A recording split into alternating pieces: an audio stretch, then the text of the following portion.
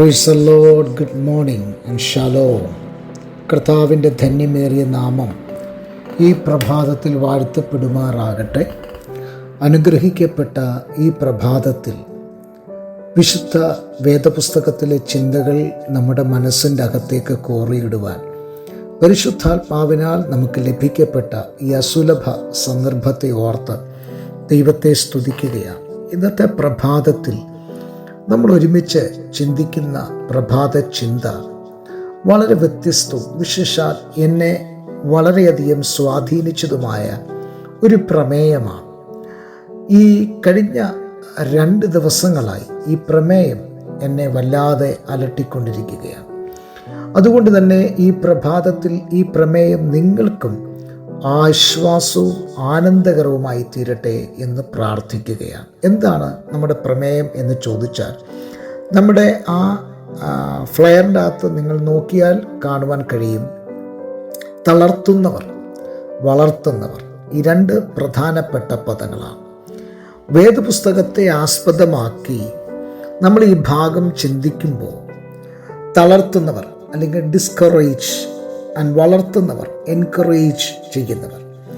ഇതിൽ സംഖ്യാപുസ്തകം 13-14 നാം വായിക്കുമ്പോൾ നമുക്കറിയാം, കനാൻ ദേശം ഒറ്റുനോക്കുവാനായിട്ട് 12 പേരെ അയക്കുകയാണ്. ആ 12 പേരിൽ 10 പേര് വന്നിട്ട് അവരെ നിരുത്സാഹപ്പെടുത്തുന്ന, ഡിസ്കറേജ് ചെയ്യുന്ന, വേദനിപ്പിക്കുന്ന വാക്കുകളാണ് അവർ പറഞ്ഞത്. അവർ പറഞ്ഞ 1-2 പ്രധാനപ്പെട്ട ആശയങ്ങൾ. നമ്മൾ ബലഹീനരാണ്. ഈ ഒരു വാക്ക് കേട്ടപ്പോൾ തന്നെ അവിടെ ഉണ്ടായിരുന്ന ജനത്തിൻ്റെ ഹൃദയം അവർ തകർന്നു പോകുവാനിടയായി. ദൈവത്തിൻ്റെ വാഗ്ദത്തത്തിൽ അവർക്ക് വിശ്വസിക്കുവാൻ കഴിയാതെ അവരതിൽ സംശയിക്കുന്നവരായി തീർന്നു. സംഖ്യ 13-31 നാം വായിക്കുന്നത്, നമുക്ക് ആ ജനത്തിനെതിരെ പോകുവാൻ കഴിയുന്നതല്ല, സാധ്യമല്ല എന്നുള്ള നെഗറ്റീവ് വാക്കുകളാണ് അവർ പറഞ്ഞത്. ഒരു നെഗറ്റീവ് വാക്കിൻ്റെ പ്രാധാന്യത എന്താണെന്ന് നിങ്ങൾക്കറിയാമോ? നാം നെഗറ്റീവ് വാക്കുകളാണ് പറയുന്നതെങ്കിൽ എന്താ അതിൻ്റെ അകത്തുള്ള കോൺസിക്വൻസ്, അതിൻ്റെ പരിണിത ഫലം എന്ന് പറയുന്നത് വിശ്വാസം തകർക്കും, ഭയത്തെ വളർത്തുകയാണ്, മാത്രമല്ല ദൈവത്തിലുള്ള വിശ്വാസത്തെ കുറയ്ക്കുകയാണ്. ഈ 3 പ്രധാനപ്പെട്ട കാര്യങ്ങൾ ഇവിടെ സംഭവിക്കുകയാണ്. എന്നാൽ വളർത്തുന്നവരെ നിങ്ങളൊന്ന് ശ്രദ്ധിച്ചേ. ആത്മീയമായി ഉയർത്തുന്നവർ. അതേ സംഭവത്തിൽ നിന്ന് തന്നെ 2 പേരെ നമുക്ക് അടർത്തി മാറ്റാം.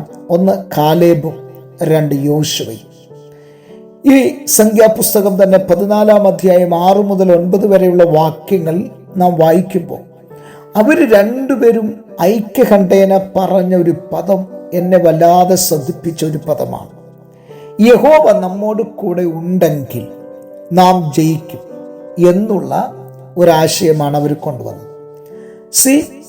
10 പേർ, അതായത് മജോറിറ്റി തളർത്തുന്ന വാക്കുകൾ പറഞ്ഞപ്പോൾ ഇവിടെ സംഭവിച്ചത് എന്താണ്?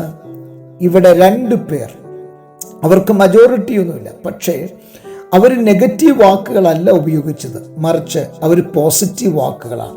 അവർ പറയാണ്, കർത്താവ് നമ്മളോട് കൂടെ ഉണ്ടെങ്കിൽ നമ്മൾ വിജയിക്കും, നമ്മൾ ജയിക്കും എന്നുള്ളതാണ്.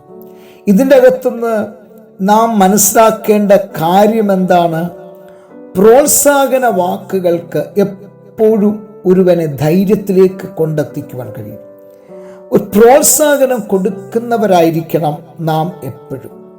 അങ്ങനെ നാം പ്രോത്സാഹനം കൊടുക്കുമ്പോൾ ഒരാളെ മുൻപോട്ട് പോകുവാൻ സഹായിക്കുന്ന ഒരു പ്രേരക ഘടകമായി മാറുകയാണ്.